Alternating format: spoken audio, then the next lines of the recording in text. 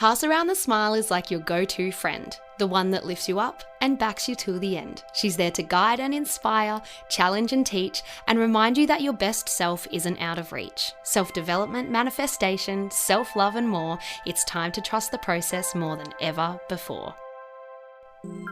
Welcome to Pass Around the Smile, the podcast. I'm your host, Cleo Massey, and I am so glad you're here. Let the magic begin. Hello and welcome back to the Pass Around the Smile podcast. This is a birthday special episode where I go through 10 things that I now know at 30. So this episode will be coming out on Saturday the 18th, and the next day, the 19th, is my 30th birthday. And it's so weird. I think I always knew in my gut when I would be celebrating my 30th birthday, I would be pregnant. It was just like a feeling I've always had. And here I am, pregnant at 30, about to celebrate my 30th birthday. So I thought, why not do a fun little episode for you about 10 things that I have learnt. I do want to announce today's sponsor, which is an incredible business, the Natural Bedding Company. It's a family-owned business which started off with Shani's dad making futons in his lounge room. Shani is now taking over her dad's business and has relocated to the Gold Coast, where she's set up a store. They also have a flagship store in Sydney. The Natural Bedding Company are leaders in the sleep space. Every product is handcrafted using only the finest of organic and natural materials. They have everything to make your dreams sweet, from mattresses, pillows, sheets, quilts, and bed frames.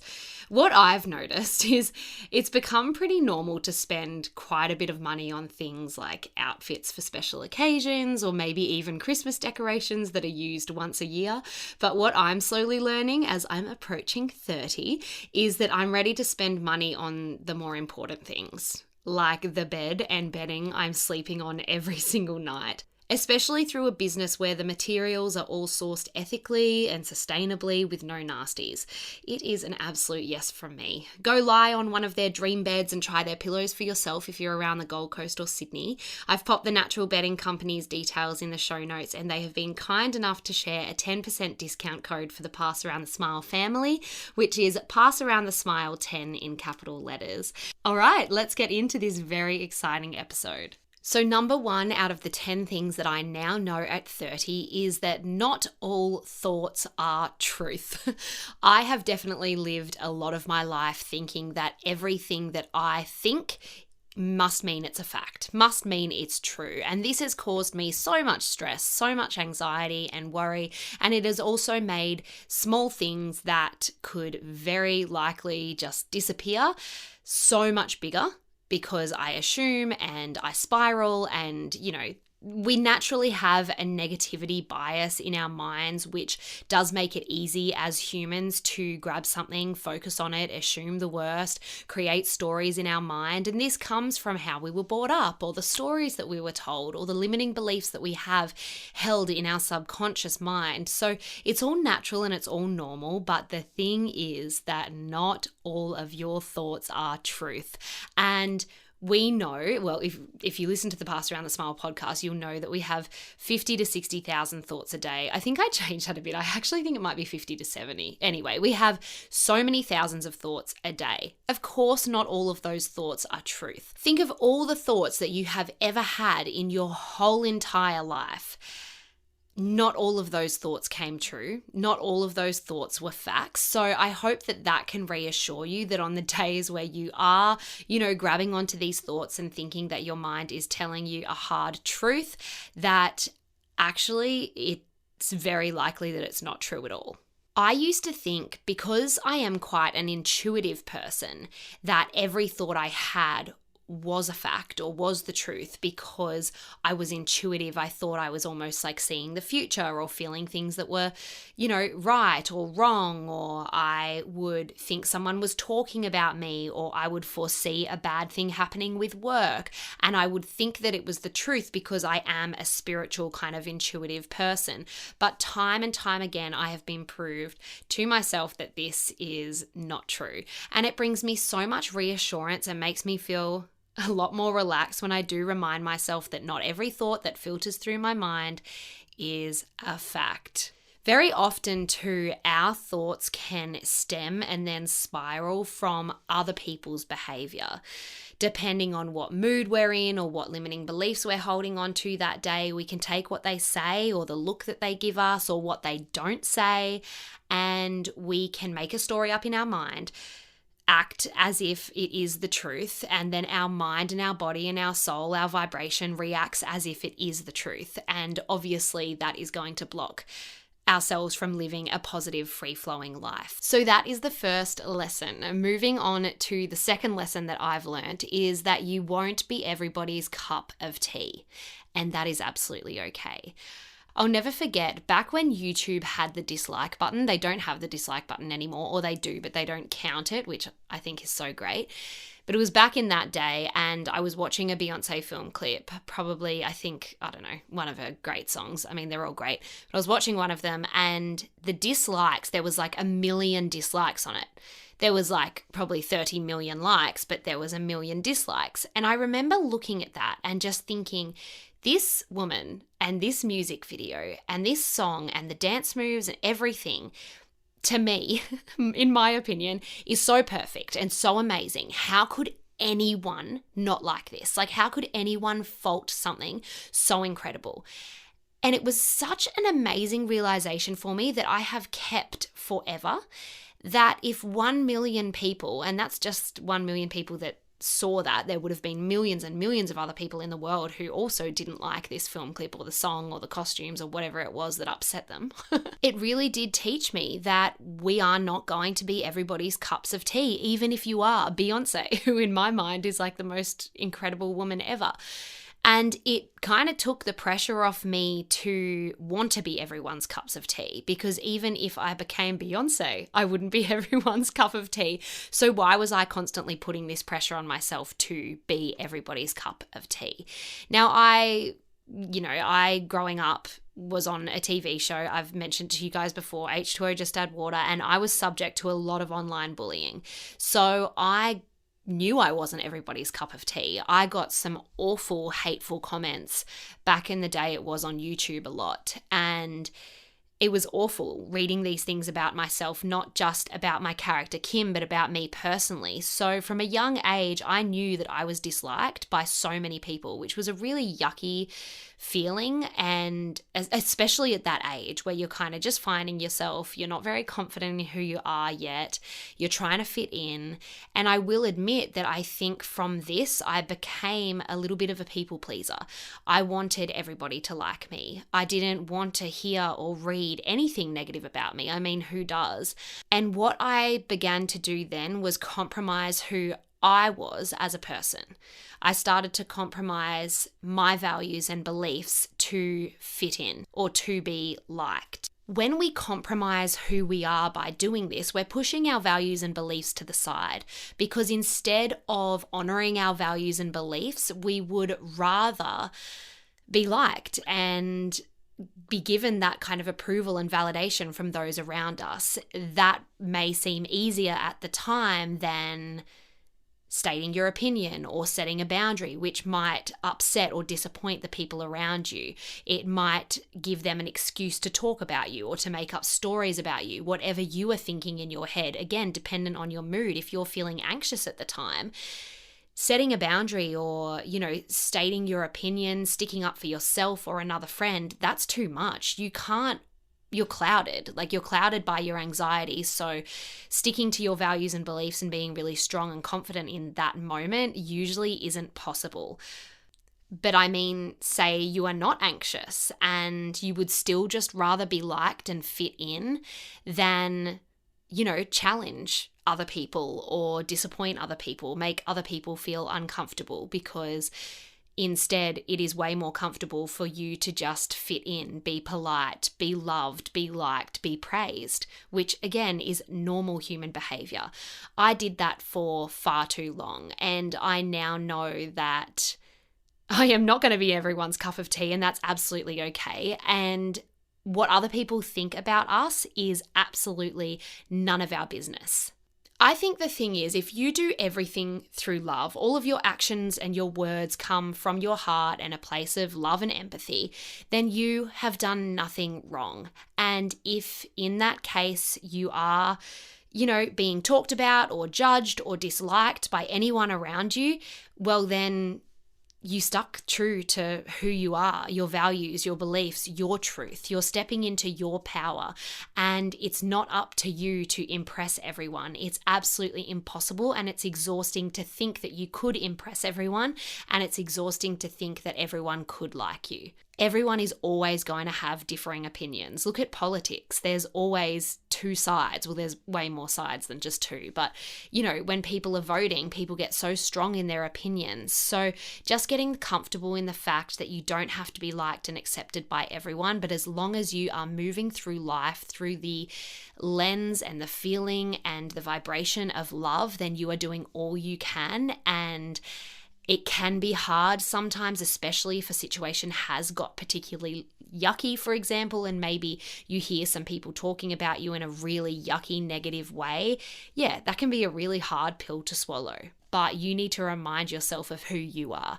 You would rather stick to your values and beliefs, be true to who you are, impress and inspire those around you that you love, and remind yourself that the people that you love know exactly who you are. So if they hear these, so-called rumors or read these comments or whatever it is that's going on, you know who your people are. You know how you've been treating people. So yeah, I think that's kind of enough for that lesson.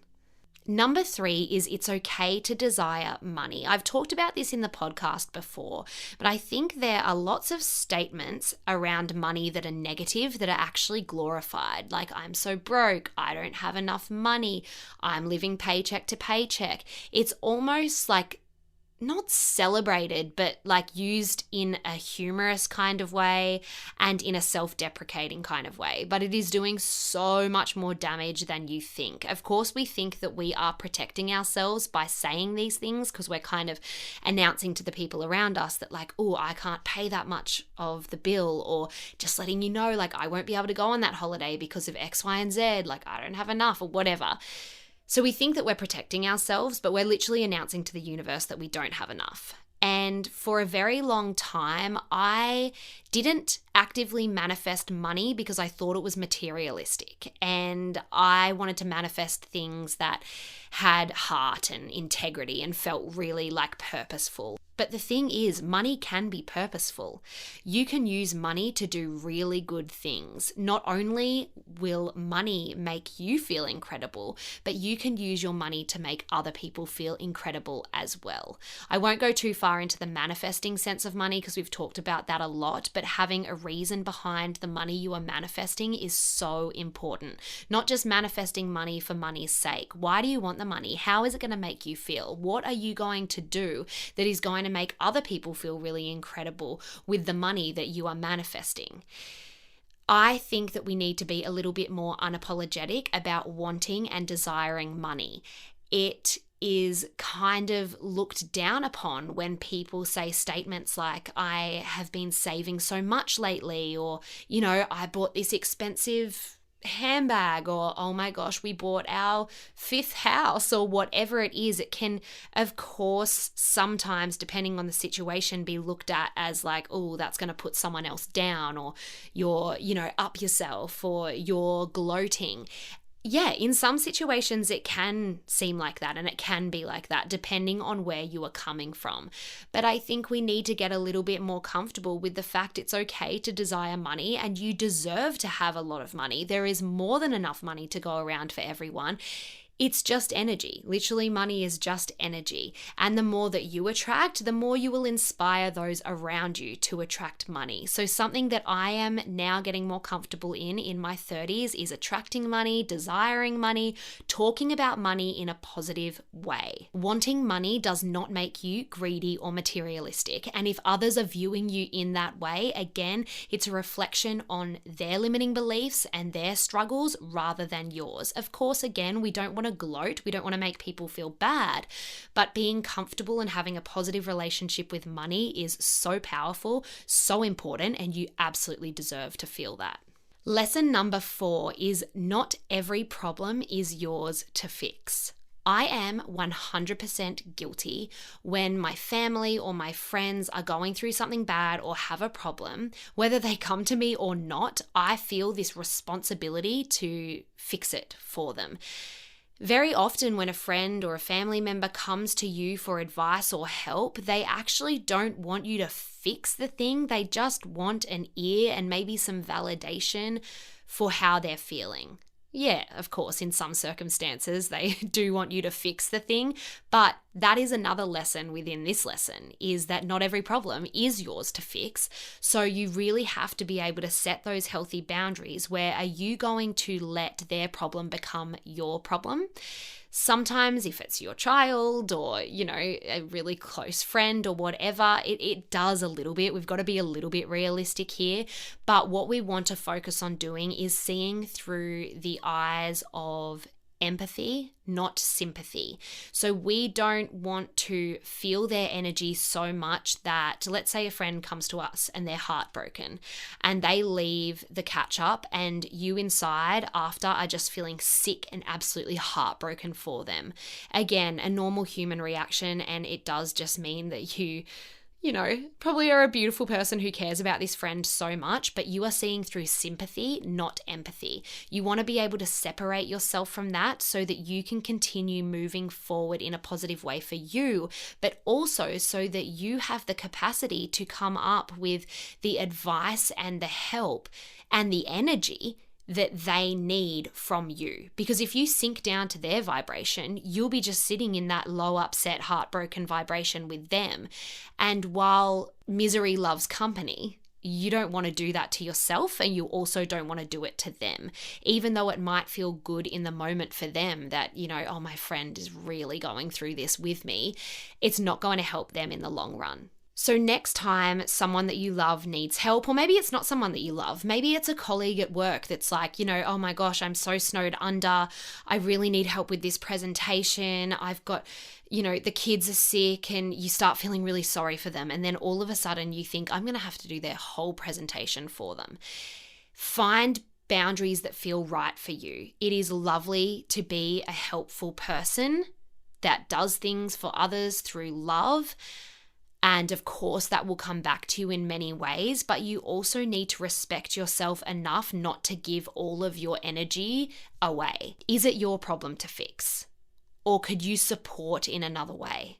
Growing up being a little bit of a people pleaser, as I mentioned before, kind of stemmed into this category a little bit, where I really would want to go so out of my way to help others, but it wasn't for the right reason. It wasn't necessarily to... Of course it was to help them, but it was also because I was so unsure of who I was and my place that I so badly wanted to be thanked and get that validation and approval and feel needed by that person. And that's a pretty vulnerable thing to admit.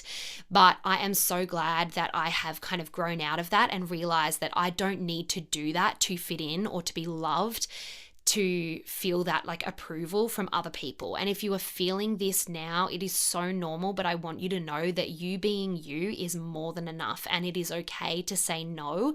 You are still an amazing person. So yeah, I really hope that lesson resonates with some of you.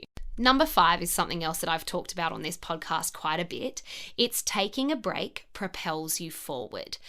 I absolutely love this. And I have a card in my positive guidance deck that says something like stop, rest, and reassess. The most positive or helpful or something thing that you can do right now is to stop before moving forward. I got that wrong, but you kind of get the gist. It's normal to get caught up in the hustle, hustle, hustle, go, go, go, be productive every day, girl boss mentality that comes across on social media, from other people, from everywhere, really. So easy to get caught up in that. And it's easy also to get caught up in it because being productive and moving forward and gaining that momentum feels really, really good.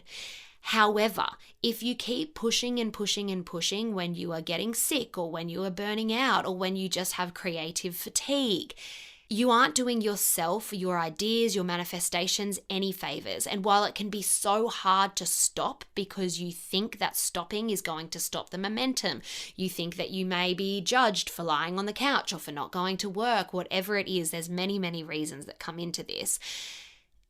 Stopping will absolutely propel you forward. You would rather move forward at 100% well rested than moving forward at 30, 40, 50% feeling, not great about anything that you're doing. It can be so hard to stop and slow down, I know, but once you get comfortable in trusting that the universe and that your previous hard work is going to spill over into that time where you are having a break, stopping actually feels really, really good. And it leans into Gabby Bernstein's quote, which is doing less and attracting more. I really want to step into this as I'm turning 30, and of course next year I'm having a baby. I want to be able to do less and attract more while I take time off from work, and I want to be the most present mum I can with my baby.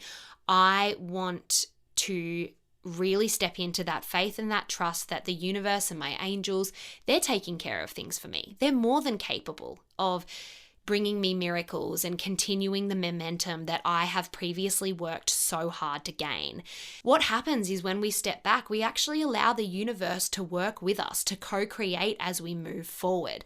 Remember that while you're resting, you can still do things like visualization, meditating, whatever it is for you. It could just be positive mantras every now and then that lift your spirits and make you feel good. You don't have to be absolutely in the hustle, in the grind to be making progress. In fact, I have already said in my pregnancy episode that when I had to take about 3 months off because I was so sick, my business has never gone better. However, that didn't happen until about 2 weeks in, because the first 2 weeks I was thinking Pass Around the Smile was doomed. I was like, it's over. My business is over. It's going to crash. It's going to burn because I'm not at work. But then when I remembered that I had a choice to believe that it would crash and burn, or I had a choice to believe that it would continue and gain momentum with the good energy that just surrounds it, it absolutely did. And I had the best couple of months in my business. So that was number 5. Number 6 is a lesson that brings me a lot of reassurance, and it's what is meant for you won't miss you. Now, I know that if you are going through a hard time right now, you might find this one hard to believe, because if I had heard this when I was going through, my acting stuff, and I was auditioning and getting declined and rejected over and over again, I would disagree. I'd be like, no, because this acting gig is meant for me. I have worked so hard.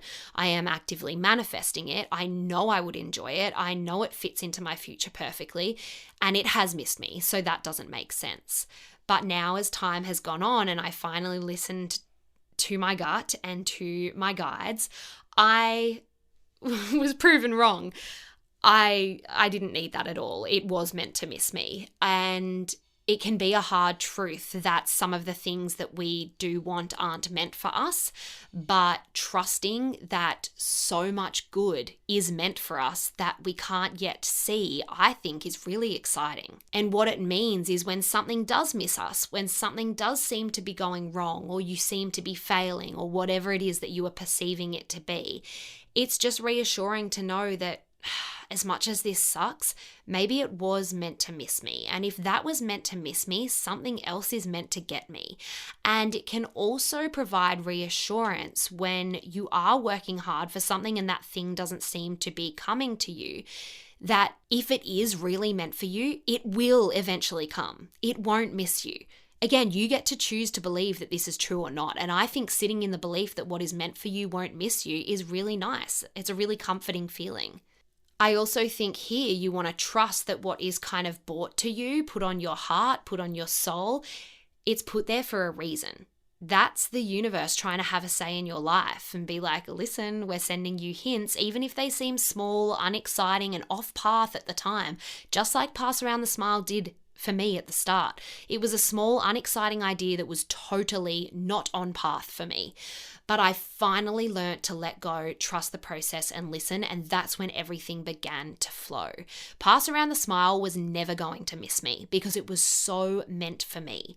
However, for so many years, I was blocking it because I wasn't open to possibilities. I thought that I knew everything that was right for me and my future, but actually no, the universe had far better plans. So the universe could be trying to plant seeds for you and trying to talk to you right now, but you might be blocking what is meant for you. But I don't want you to freak out and be like, oh my God, I'm blocking it now. I've ruined it and it's never going to happen. No.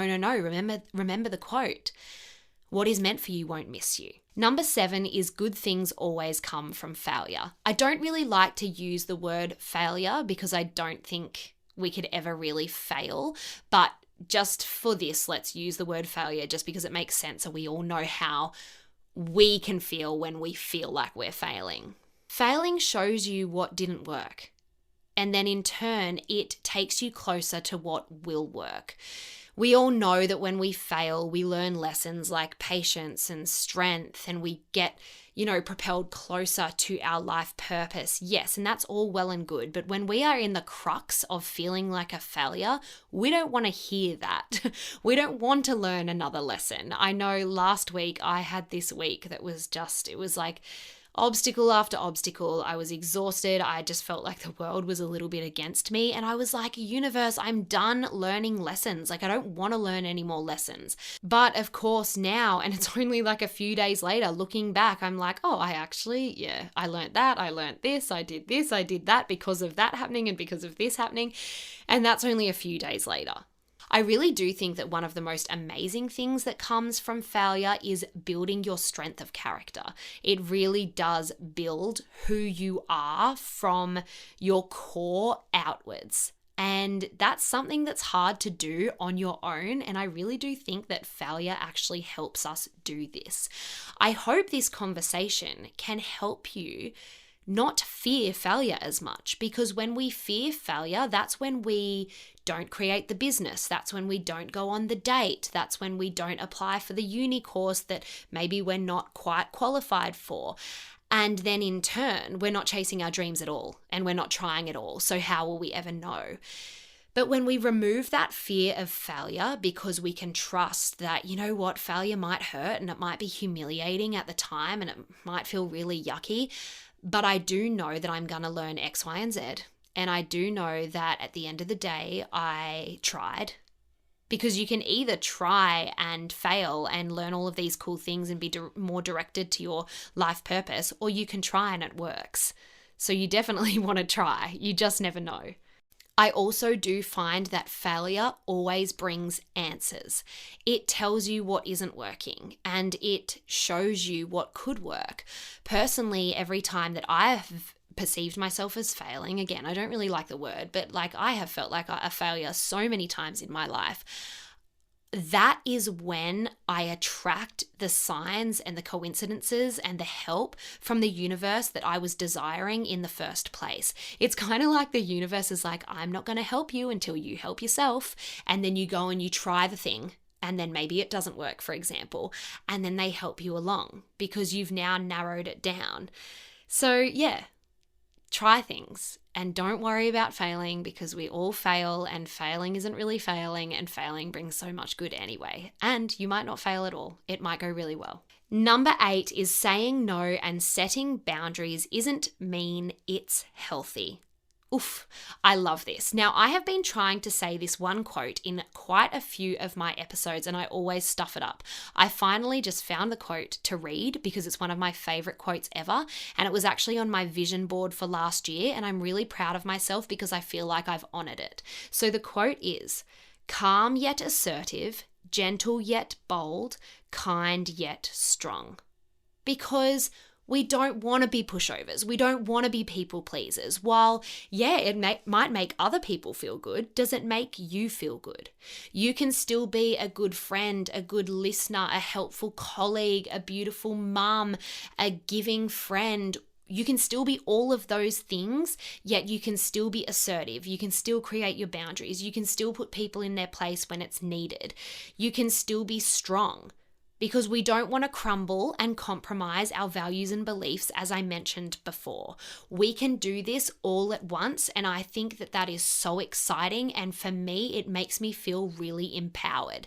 Now, 100% when I was slowly making these changes, I have been met with resistance, and I have felt also really awkward and uncomfortable when maybe I did set a boundary, or I did say no, or I did just not justify why I wasn't doing something or why I said something. I have 100% felt uncomfortable. But the thing is, self-work and moving forward in a self-development kind of way, it is uncomfortable. But that is how we grow and change and inspire those around us. So next time you want to say no, or you want to set a boundary, please do everything in your power to not allow yourself to feel guilty and to not allow yourself to feel pressure to change if you are met with resistance from other people, and not to allow yourself to feel like a mean person, because you can still be kind and assertive. You can be gentle yet bold. You can be kind yet strong all at once. Number 9 is small things really don't matter. Again, I've talked about this before, but let's get specific. So last week, I put my phone on Luke's ute tray, which had the lid on it, and he drove to work, which is half an hour away, and the phone came off on a road 15 minutes away from our house, which was a really super busy road. I was able to find my phone on Find My iPhone, and then 15 minutes later, there was a pregnant lady on a busy road running around trying to find her phone. Now, a few things here. I was actually so proud of myself this day. While I was driving to get my phone from the middle of the road, knowing it was probably smashed to pieces, knowing that everything to do with my phone, my pregnancy photos, my, special texts from my family, just everything, like my life is on my phone, really. I was driving to find this phone and I was singing along to the radio. I was laughing at how stupid this situation was, because who leaves a phone on a ute tray? And then, it was just a stupid situation. And I reflected and I thought, man, I have changed. 5 years ago, 10 years ago, if I had lost my phone, I would be in an absolute fit of anxiety and stress, and I would think the world's against me, and I would be mad and angry. And I was honestly the opposite. Of course, I had feelings come in that were like, this is going to cost me a lot of money. Like, I really don't want to spend this money right now. That phone was fine, like what a waste. And I also had the dreaded feeling that I would lose all of my special memories. That was what hurt the most. Like, I was like, if I can't, I didn't really know if I was backed up on iCloud. So losing all of that did give me a really awful feeling in my stomach. But what I kept reminding myself is this is a small thing. Look, this will be different for everyone, but identify your things that are big to you and important to you. For example, for me, it is that my family and my friends and myself are healthy and safe. That's it. Everything else in this world is small. And that really helps me gain perspective when things do happen. Yes, losing my phone was in somewhat a big annoying thing. It ended up costing me another $2,000, and it was, it ruined my day because I had all of this stuff on. But at the end of the day, that's a small thing, right? Am I healthy? Am I safe? Yes. Are my loved ones? Yes. Okay, cool. Now, I do want to say that I know depending on the day or what you are going through, your tolerance is going to be different on what you can kind of deal with or not. So on this day particular, I obviously had built up a bit of a tolerance, and I was strong enough to kind of look at this in a humorous way. If I was anxious, I probably wouldn't be able to do that, and that's okay too. But really just identifying what's small and what's big for you will really allow yourself to kind of move forward a bit more freely and just gain a better perspective, which will make you feel more relaxed. I really do feel like I was rewarded as well for the way I kind of handled it, because then everything was backed up on iCloud. I managed to get a new phone that day. Yes, it cost me an arm and a leg, but money's just energy, whatever. I tried to remind myself of that. But I also did reflect, and when I was doing my journaling, I had quite a hard week that week. So I was really proud of myself that, yeah, okay, my tolerance was okay that day to deal with that, but I had some other crappy things happen that had just made me feel really overwhelmed. And I was able to still kind of laugh at this. I mean, I was probably just on the verge of like an absolute breakdown. So I was like manically laughing and singing in the car instead. But hey, that's better than, being angry at the world and thinking, woe is me. So small things really don't matter. What small things do you stress over and make bigger that you really need in 2024 to let go of? Number 10 is communication and acknowledgement is key for healthy relationships and friendships. I think there's a little bit of a misconception around confrontation. Yes, confrontation sometimes can be a big, ugly situation where everyone's yelling and everyone's uncomfortable and upset, but it can also be conversations which are filled with subtle digs. Hurt people, and often these people will say things to bring others down to make themselves feel better without even meaning it. I think one of the bravest things that you could do, instead of ignoring it and just moving away because it's easier just to bury it and not think about it, is to acknowledge when you have done something wrong, and not just to yourself, but to the person that you have done this thing or said this thing wrong to. So, or maybe it's something that you didn't say or you didn't do that you should have done. I really think it's the bravest thing that you could do is just to show some acknowledgement. Of course, sometimes an apology is needed depending on the situation, but a lot of the time it's just some acknowledgement that is needed. And I think what far outweighs the feelings of uncomfort, of acknowledging that you are in the wrong or bringing up this ugly situation again that feels yucky, is the feeling of respect that you will gain from that other person and the way that it will strengthen your relationship or friendship because you were brave enough to bring it up and deal with it instead of letting it simmer and grow bigger, and then all of a sudden you have no idea why you're resenting each other or why you're angry or, all of that jazz. The thing is not saying things or not doing things can be just as hurtful as saying something that is, out of place or mean or nasty or judgmental. And having open conversations allows you to learn more about yourself and your behaviors, maybe how your words affect other people, and it allows you to have your say on how other people's words and actions or lack of words and actions may affect you. And it could all be dealt with through an open conversation. But of course, having this open conversation in the first place is scary and you would rather not.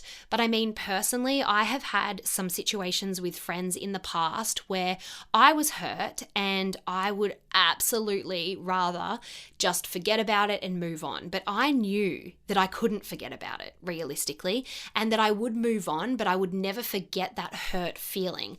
And I wasn't willing to let our friendship suffer because of my feelings after that situation.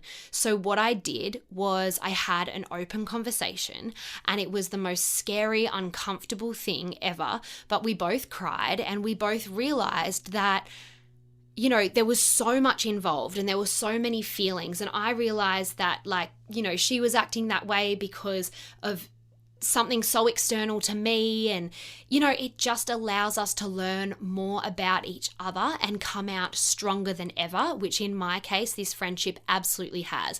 And I really do believe that if I wasn't brave enough to go, you know what, we are going to talk about this and it's going to be really uncomfortable and yucky, I don't think our friendship would have been the same. So as yucky and as uncomfortable as it may seem at the time, do your future self, your future relationship, your future friendship a favor by acknowledging and communicating about what is going on, about your feelings, whether you've done something wrong, whether they've done something wrong. I really do try, and I've got a long way to go. We are constantly learning, we're constantly evolving, but I really do try to acknowledge when I do something wrong. It's really hard, though, sometimes to acknowledge when a lot of the things that we do or say are just a part of our everyday life, a part of our routine, a part of our personality. Well, it seems that way. But say the other person might be having a bad day or holding on to a limiting belief, and then we say something that triggers them. That can be really hard to acknowledge because you don't know why what you said may hurt that person. But self-reflection is the most important thing here. So really becoming aware of other people's energy and reactions can help you understand if you are being a good friend or a good partner. Again, I know it's hard, but self-reflection is just so powerful here. So that is the 10 lessons. I think I'll end it there. Oh, that was exciting. Oh my God, I can't believe I'm nearly 30. The 3 cards I pulled for 30 for my yearly spread in November, I pulled 3 cards for 30, was wealth, self-reflection, which is so funny that we just talked about that, and miracles. So I'm really excited about that. And I hope you loved this episode. Watch out for a really big and exciting sale on Pass Around the Smile coming soon. You can grab all your Christmas presents at a really decent price. So coming soon. And thank you so much for listening to my birthday special episode. A huge thank you to today's sponsor, the Natural Bedding Company. I have put all of her links in the show notes, and I hope you all have an incredible day. I hope you're feeling inspired by this podcast. Let me know if you resonated with it. 5 stars if you liked it on Spotify or Apple would help me so much. You guys are amazing. Thank you. And I'm excited to make 30 my best year yet. Thanks for being on this journey with me.